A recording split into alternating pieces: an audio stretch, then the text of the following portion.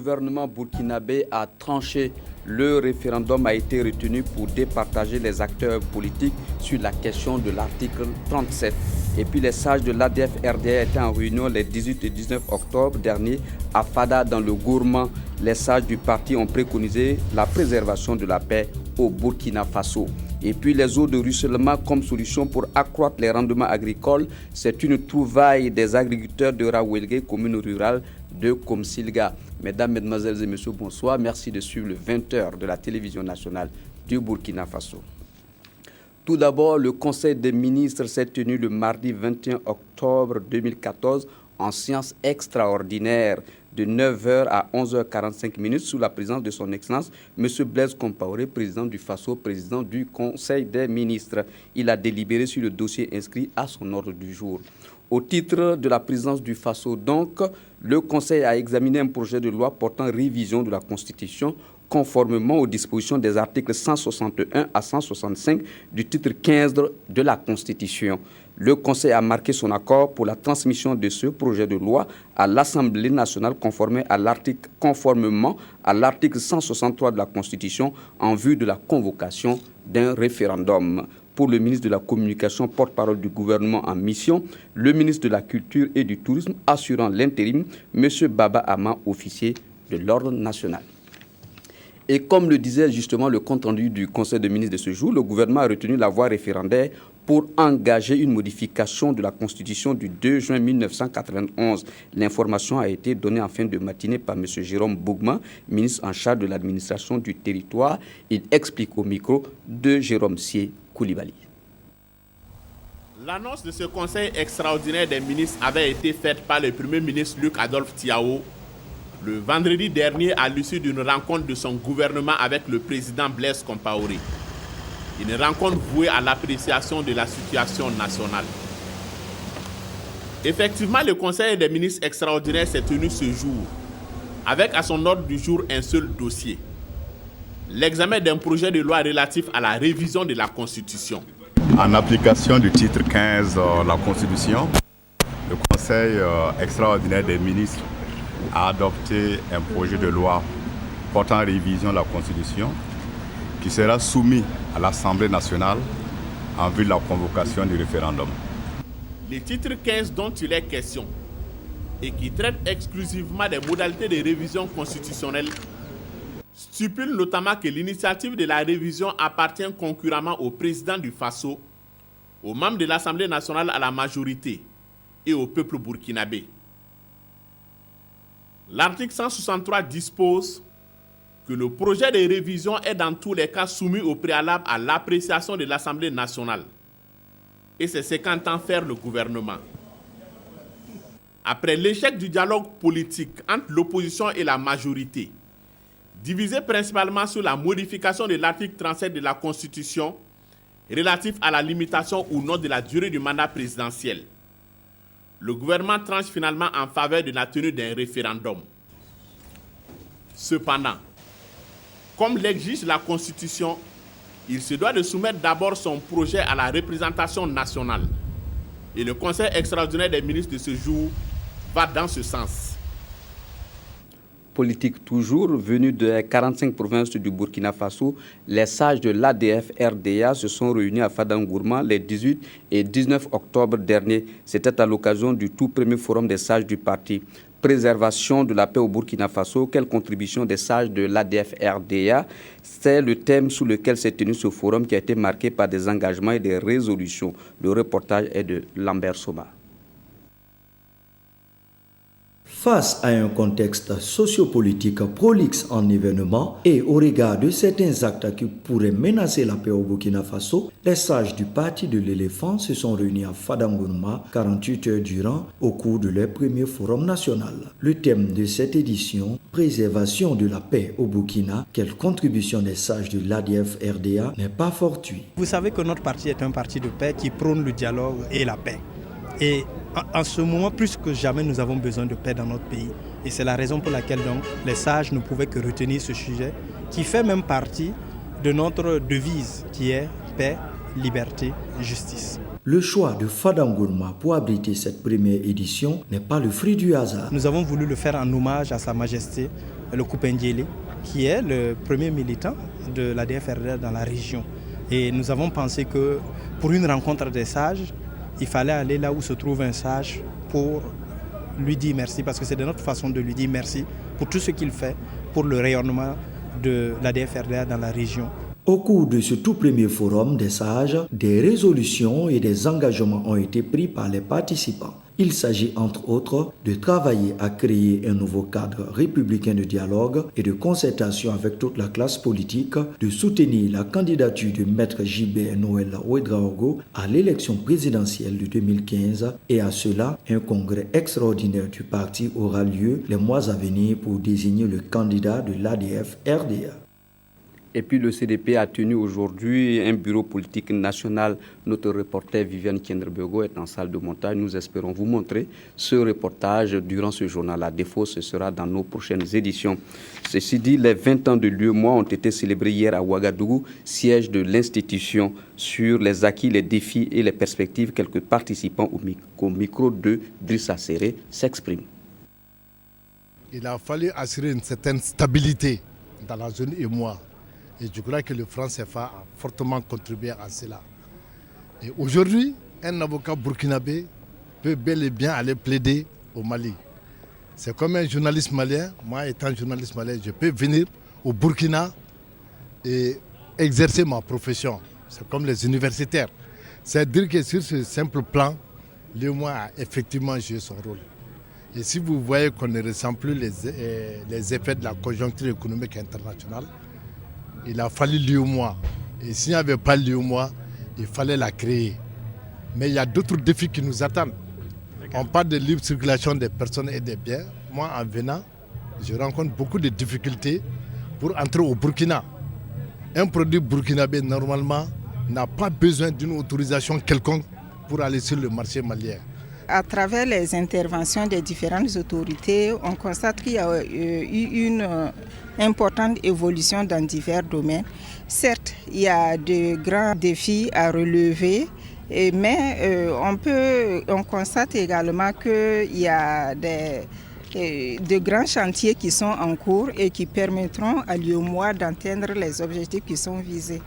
Les Africains que nous sommes, dans notre sous-région monétaire, nous devons nous mettre ensemble pour arriver effectivement à une intégration monétaire effective, à un franc CFA fort, à lever les barrières qui empêchent les Africains d'une même communauté monétaire de circuler librement, les barrières qui empêchent nos biens et services de circuler librement. Arrivons rapidement à ce que l'Union européenne a mis 40 ans pour faire. C'est un élément fort, c'est une réunion forte pour nous Africains, de savoir qu'on a une communauté sous-régionale assez forte en population, avec une idée claire, juste le temps de mettre en œuvre et puis ça ira mieux. Par rapport à l'image, je crois que c'est une très bonne image.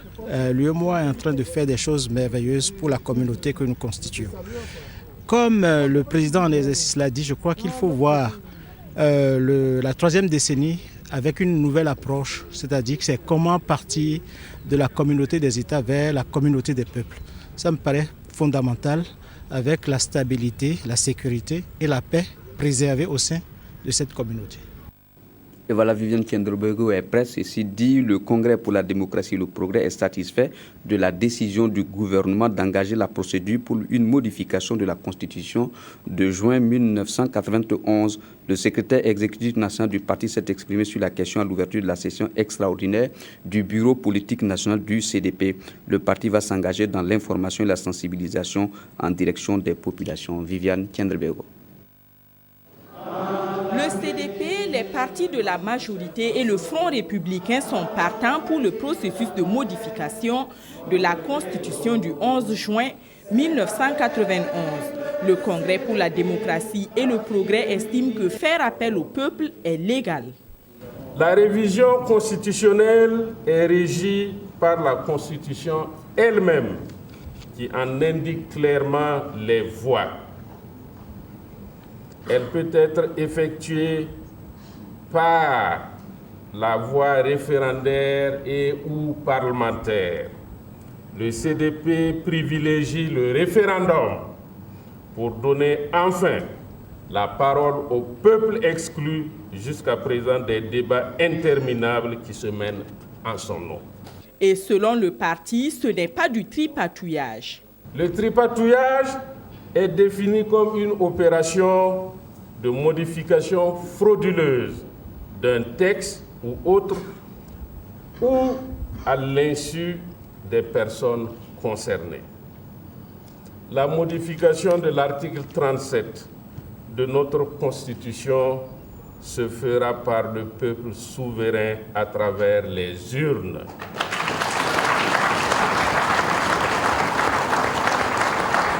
Au cours de cette session extraordinaire de son bureau politique national, le CDP va examiner la situation politique nationale, une situation marquée par la rupture du dialogue entre l'opposition et la majorité. Mais le CDP retient un fait.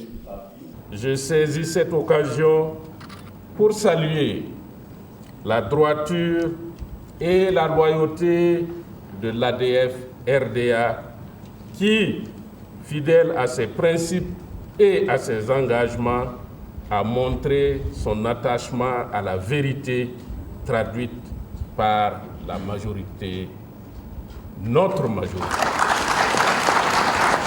Cette session extraordinaire a lieu sans un des membres du bureau politique national. Il est Ouedraogo qui est décédé le 13 octobre dernier. La route du développement passe par le développement de la route.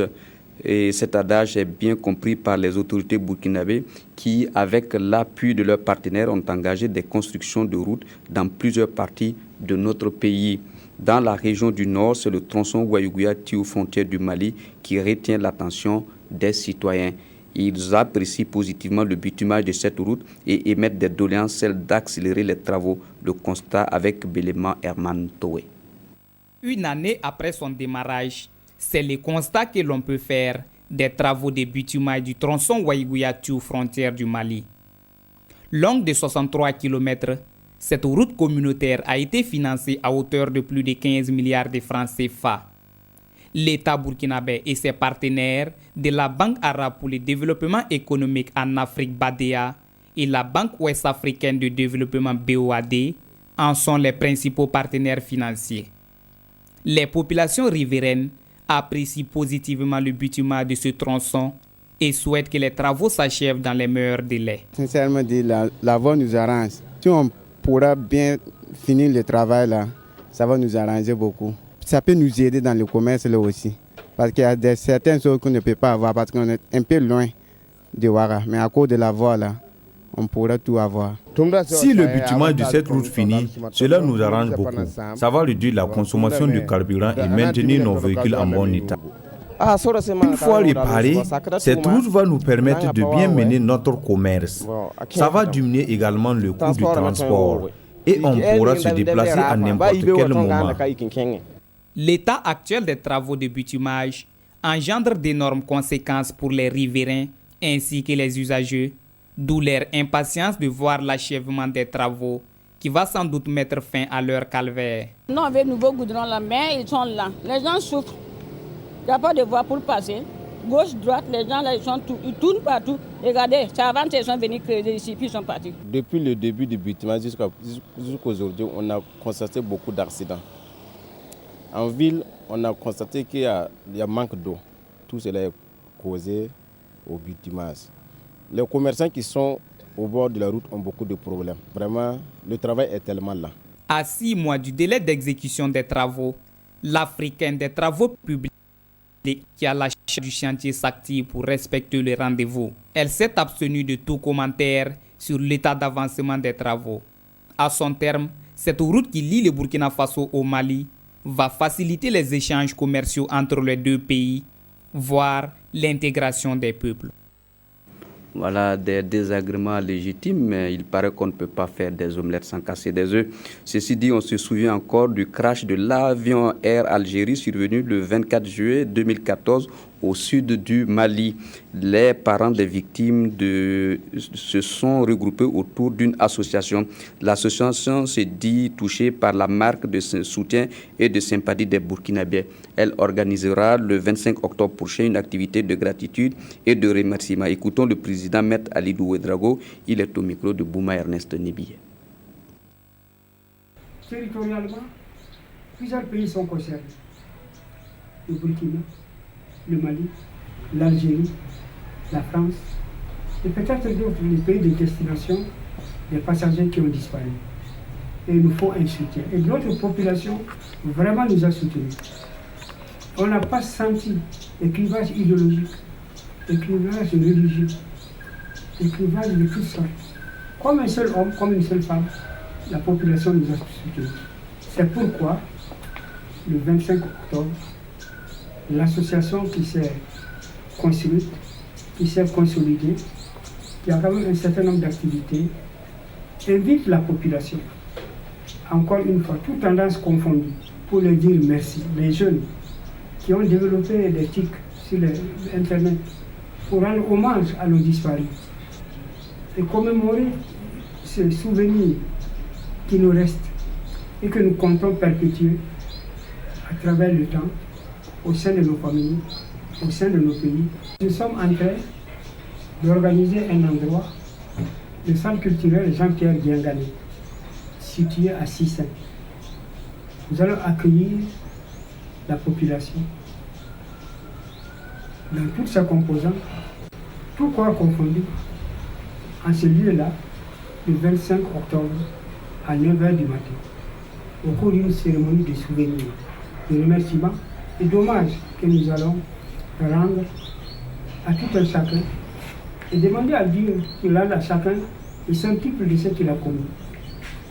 Nous allons demander à nos bergers de nous guider encore une fois de plus, pour que nos disparus reposent en paix et pour que les parents puissent supporter ce que Dieu a fait. Rendre la justice plus accessible aux justiciables, tel est l'objectif recherché par cette campagne d'information et de sensibilisation instituée par le gouvernement burkinabé, dont le lancement officiel a eu lieu ce jeudi 16 octobre dans la région du Plateau central. Une démarche du ministère de la Justice qui a permis aux élus locaux de mieux s'approprier l'outil judiciaire pourrait ainsi être des acteurs d'assistance judiciaire à travers les différentes communes de la région. Le reportage est signé Théophile Zongo. Cette rencontre organisée par le ministère de la Justice se veut être un tremplin d'échange avec les élus locaux, principaux acteurs à la base, sur l'existence d'un système d'assistance judiciaire devant permettre de soulager les personnes indigènes assoiffées de justice. Nous avons vu que l'accessibilité de la justice s'analysait au point de vue du rapprochement géographique, mais aussi et surtout de la possibilité d'aller en justice véritablement pour ceux qui n'ont pas les moyens. Il y a certaines personnes, notamment des veuves, des orphelins, qui ont des dossiers qu'ils doivent être en mesure de présenter à la justice. Mais faute de moyens, ces personnes-là sont en train de se morfondre dans leur case. Comme pour illustrer les propos tenus à cette rencontre, la troupe théâtrale de l'Espoir a été invitée à se reproduire. Une représentation théâtrale qui a permis de mettre à nu certaines réalités du monde judiciaire. On attend de ces acteurs locaux que ces acteurs puissent véritablement s'imprégner des objectifs recherchés par le Fonds d'assistance judiciaire pour pouvoir bénéficier. Parce qu'en définitive, ce sont les procédures vont passer par ces acteurs-là. Et ce sont ces acteurs qui vont aider la justice à mettre en œuvre la politique de ce fonds. Le premier responsable de la région n'a pas manqué de saluer l'initiative gouvernementale de faire de la justice burkinabé une justice pour tous. Cette opportunité qui est offerte aux démunis de pouvoir avoir accès à la justice et avoir une assistance est vraiment la bienvenue. Et j'estime que c'est vraiment une bonne aubaine pour ceux qui n'ont pas les moyens. Cette campagne d'information et de sensibilisation des acteurs locaux va se déporter dans les jours à venir dans les autres chefs-lieux de région pour une large diffusion du système d'assistance judiciaire. La police nationale veut changer l'image souvent négative que les citoyens ont d'elle. En collaboration avec la fondation allemande Heinz Siegel, elle entame une série de formations dénommées « Formations pour une police citoyenne, à l'intention des assistants de police. La communication, le respect des droits humains et bien d'autres thèmes sont développés dans le souci d'améliorer les relations entre policiers et citoyens. 25 ateliers de formation sont prévus sur 3 ans. Le deuxième a eu lieu ce 15 octobre à Manga, après celui de Fadam Gourma. Le reportage est signé Oswald Gaëtan Segda. Une police citoyenne, gardienne de la paix et entretenant de bonnes relations avec les autres citoyens, c'est ce à quoi aspire la hiérarchie. Les différentes crises, notamment celle de 2011, ont mis à rude preuve l'image de la police et la nécessité de changer la donne s'impose. Même les corps habillés étaient dans les rues. Donc ça suscite à nous la nécessité de travailler à rapprocher le citoyen et aux policiers.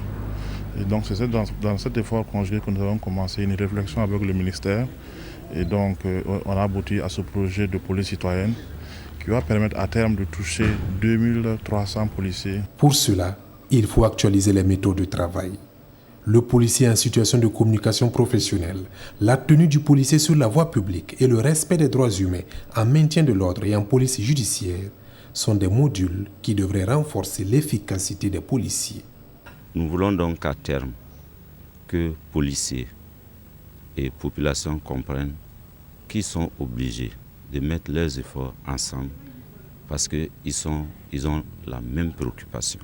La rémunération des policiers très souvent provient de l'ensemble des contributions de ces citoyens-là qui sont appelés contribuables.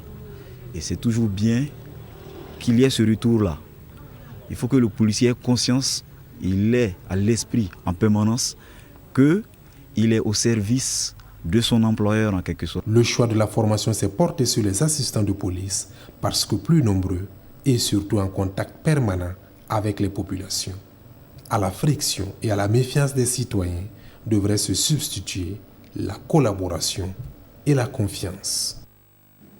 L'ONG Save Children a lancé le rapport d'une étude sur les connaissances, attitudes et pratiques des populations en matière de protection des enfants dans les situations de catastrophe. L'insécurité alimentaire, les maladies et les déperditions scolaires sont les conséquences de ces catastrophes, constat de Adama Koulibaly. Protection des enfants avant, pendant et après les situations de catastrophe, c'est un projet que l'ONG Save the Children entend exécuter au Burkina Faso. Et dans ce cadre, elle a initié une étude dans 4 régions du pays sur les connaissances, les attitudes et les pratiques des populations, parents ainsi que les enfants eux-mêmes sur leur protection au cours de ces situations de crise. C'est un projet vraiment de recherche-action qui vise à faire toutes les recherches et les études nécessaires pour prévenir et protéger les enfants et aussi avoir toute une gamme d'actions pour la résilience des populations après les catastrophes. Avec 77,5%, l'insécurité alimentaire est la première conséquence des catastrophes, suivie des maladies et de la perdition scolaire. Quant à la perception des abus et autres types de violences, les violences verbales viennent en tête avec 35%, suivi des sévices corporels et l'exploitation par le travail. Nous pensons que les enfants sont des acteurs actifs dans nos programmes. C'est notre niche. Les enfants sont importants. Ils sont donc victimes du phénomène, mais ils peuvent être acteurs dans la prévention et même pendant les catastrophes. Donc nous cernons aussi leur perception. Pour la mise en œuvre efficiente du projet, plusieurs recommandations ont été formulées, notamment l'enseignement aux familles et aux enfants des éléments fondamentaux de secours d'urgence et de résilience et le renforcement des capacités des maires de communes en matière de protection des enfants. Les populations de la commune de Bousma ont bénéficié d'un centre médical. C'est le ministre Léné Sebgo qui a procédé à l'inauguration de ce centre médical. Il a invité les habitants de Bousma dans le centre Matenga à fréquenter le centre médical et à très bien l'entretenir. Reportage signé Amadine Lalsaga, Bouma Ernest Nebier.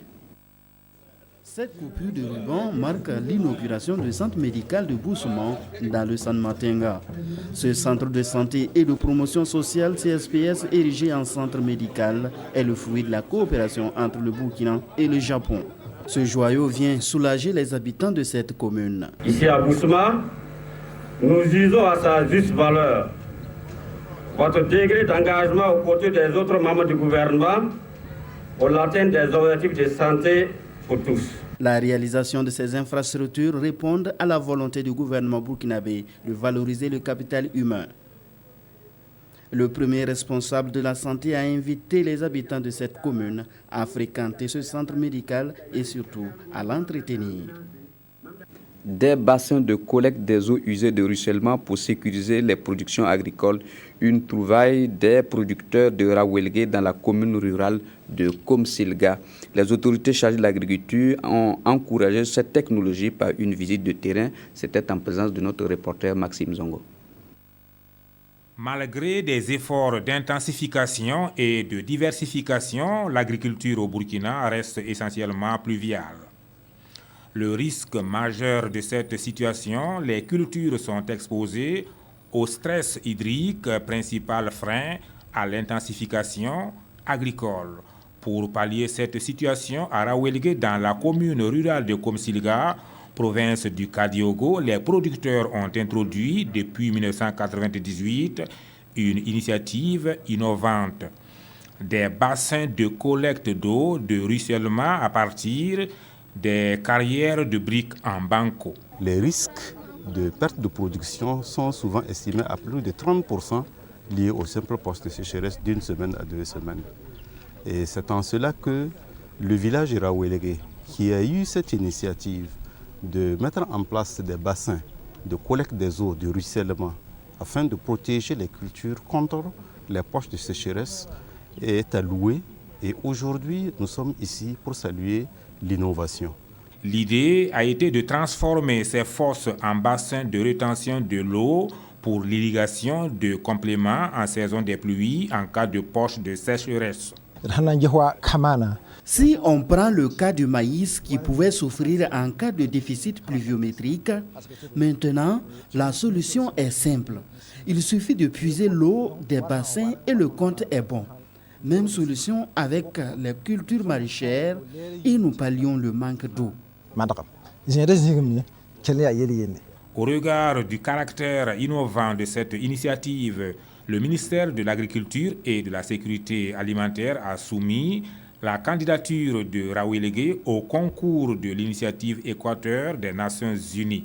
Une candidature qui a obtenu un prix d'honneur. Une distinction qui a été officiellement présentée aux autorités et au public à l'occasion de cette visite guidée. Agriculture toujours, le comité d'experts indépendants est en session depuis ce matin et cela pour 2 jours à Bobo Dioulasso. Deuxième session d'évaluation du genre s'inscrit dans le cadre du programme de productivité agricole en Afrique de l'Ouest.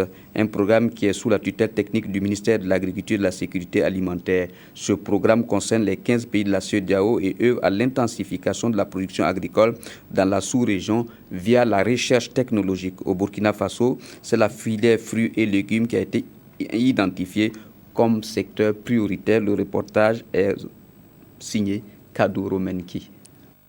Selon des études, le potentiel de production de l'oignon est estimé à 83 000 tonnes au Burkina Faso et représente plus de 70% de la production légumière. En plus de l'oignon, la mangue et la tomate ont également été identifiées comme des filières porteuses.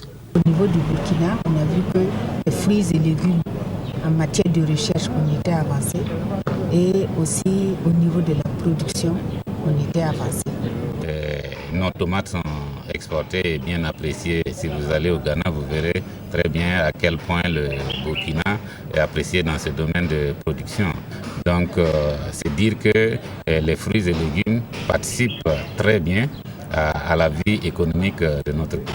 Mais ces domaines d'activité, encore dépendants des aléas climatiques, ont besoin d'innovation. D'où cette rencontre d'échange des membres du comité d'experts indépendants. Ces experts vont amender les projets de développement de la filière fruits et légumes pour une meilleure productivité et rentabilité de ces différentes spéculations. Pour qu'un projet soit socialement acceptable, soit socialement pertinent, il faut que ça reflète les préoccupations des producteurs. Nous exigeons qu'il y ait un travail qui soit fait avec les producteurs pour identifier les vrais problèmes. Il s'agit de générer des technologies qui portent, des technologies qui peuvent générer des revenus pour les populations. il s'agit d'innover. Le comité d'experts indépendants a été mis en place en mars 2013. Il a pu évaluer plusieurs projets, dont les techniques de protection intégrées contre les nuisibles de la tomate en pépinière et des projets de formulation de conserve de sirop de mangue. 20 octobre, journée internationale de la presse, et pour la 4e fois, un prix du meilleur journaliste a été décerné. Et c'est notre consoeur Aïssata Sankara de BF1 qui a reçu le premier prix. Reportage signé Evelyne Dabiré. C'est elle, la meilleure journaliste de l'année 2014 du Burkina. Aïssata Sankara de la télévision privée BF1 remporte la somme de 1 million de francs CFA pour son reportage intitulé « Vie d'immigrés burkinabés à Hambourg ». Une vie qui oscille entre espoir et désillusion, selon la journaliste. Forcément, ça fait très plaisir parce qu'on se dit que le travail qu'on a abattu a payé. Ce qu'il y a d'essentiel à retenir dans le reportage que j'ai réalisé sur la vie des immigrés burkinabés à Hambourg, c'est que l'Europe, ce n'est pas toujours l'Eldorado qu'on croit. Souvent, la vie vaut mieux en Afrique qu'en Europe. J'ai voulu juste que la jeune génération ou tous ceux qui veulent partir en Europe sachent que ce qu'on leur raconte sur l'Europe n'est pas toujours vrai et qu'il y a une autre réalité là-bas. Et c'est cette réalité que j'ai voulu montrer, des conditions de vie difficiles, la clandestinité et le froid, souvent même le manque de nourriture, de chaleur humaine. C'est tout cela que j'ai voulu faire ressortir dans ce reportage. Un prix d'encouragement d'une valeur de 500 000 francs CFA a été attribué à Laure Savadoro Guitou de la radio Nostalgie qui a traité de la cardiopathie infantile dans son reportage intitulé « Maman, j'ai mal au cœur ». Et pour cette 4e édition, 17 candidates ont déposé 27 œuvres. Et si le jury juge les œuvres déposées d'assez belles factures et encourage les femmes journalistes à une participation massive, il déplore tout de même certaines faiblesses. Bon, les faiblesses, c'est comme je l'ai dit, c'est surtout encore les confusions des genres et dans le contenu et dans la forme, nous avons déploré vraiment la qualité de certains supports. Parce que lorsque vous présentez à un concours, le minimum, c'est de se rassurer que nous remettons un support qui est de qualité, qui puisse permettre au jury de travailler dans de bonnes conditions. Nous étions obligés, malheureusement, de disqualifier une œuvre parce que techniquement, on ne pouvait pas suivre l'élément jusqu'au bout. Et ça, c'est déplorable. Mais en début de cérémonie, des clés USB et des CD-ROM ont été remis à des journalistes ayant participé à une formation initiée par le Centre national de presse Norbert Zongo pour le renforcement des capacités des journalistes.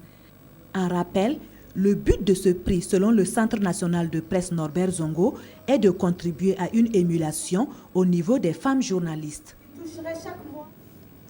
Accueil professionnel et gestion de la clientèle, ce sont là des modules de formation reçus par les agents de la direction commerciale et marketing des éditions Sidoya à Ouagadougou. Le reportage porte la griffe de Draman Guéné et de Simon Gongo. C'est gentil, merci beaucoup. Une simulation pour faire assimiler la leçon. La direction commerciale et marketing des éditions Sidoya forme ses agents à l'accueil et à la gestion des clients. Nous avons fait une retouche à ce qui n'allait pas dans le service du point de vue accueil. En 3 jours, les agents ont appris des techniques de gestion et d'accueil des clients. Au niveau de l'accueil, nous avons travaillé sur l'accueil téléphonique, sur l'accueil physique, mais également sur la gestion des clients difficiles. Les cas d'agression, les cas de conflit avec les clients, comment est-ce qu'on accueille ça, comment on amortit l'agressivité, qu'on désamorce l'agressivité et qu'on transforme même ça en une opportunité pour améliorer les activités de Sidoya. Et puis on a travaillé aussi sur l'aspect vente où nous avons vu avec eux les techniques professionnelles de vente afin de les rendre plus capables de transformer chaque situation de contact avec un client en une occasion de vendre. Pour les organisateurs, le pari est gagné pour une direction commerciale qui se veut compétitive. Aujourd'hui, nous sommes dans un environnement concurrentiel et il est de bon temps de rechercher toujours la satisfaction de la clientèle que nous gérons. Il est de bon temps de pouvoir proposer un service préférentiel. Les agents de la direction commerciale des éditions Sidoya de Ouagadougou et de Bobo Dioulasso sont concernés. Désormais, leur rôle est d'accueillir et gérer la clientèle de façon professionnelle. Des élèves de l'école Notre-Dame de l'Espérance à Ouaga ont reçu chacun 30 000 francs CFA. Au total, ce sont 600 000 francs qui ont été remis comme bourse pour soutenir ces élèves à poursuivre leurs études. Reportage de Aruna Maré et de Simon Gongo. Après l'effort, les récompenses. Ces 20 élèves des CM2 de l'école Notre-Dame de l'Espérance voient leur mérite salué par le Lalina Batigré. Chaque élève bénéficie d'une bourse d'une valeur de 30 000 francs CFA offerte par le ministre du Moronaba. Ce geste est la concrétisation d'une promesse faite par le donateur, parrain de la clôture des activités de la rentrée 2013-2014 de l'école. L'école Notre-Dame de l'Espérance m'a pris comme parrain et j'ai promis soutenir les 20 meilleurs élèves de l'école à raison d'une allocation scolaire de 30 000 francs chacun pour les élèves les meilleurs. Donc vraiment je remercie Dieu de m'avoir donné l'esprit et la culture de partage avec nos enfants, avec nos parents des villes et des campagnes. J'ai toujours eu pour ambition d'être utile à mon prochain. Au-delà des récompenses, c'est une invite à plus d'ardeur au travail. Nous sommes vraiment très heureux pour ce qu'il a fait, car il a tenu vraiment une promesse qu'il nous avait faite lors de notre clôture, que nous avions l'invité. Il nous a répondu favorable et il nous a fait cette proposition. On est vraiment tout heureux. Bourse en main, ces élèves peuvent à présent aborder la rentrée scolaire avec plus de sérénité. Ils promettent travailler plus afin de ne pas décevoir le donateur. C'est la fin de votre journal. Merci de l'avoir suivi. Aboubacar Sagnon vous retrouve à 22h15 pour les dernières actualités. Pour ma part, ce sera demain à 20h, Inch'Allah.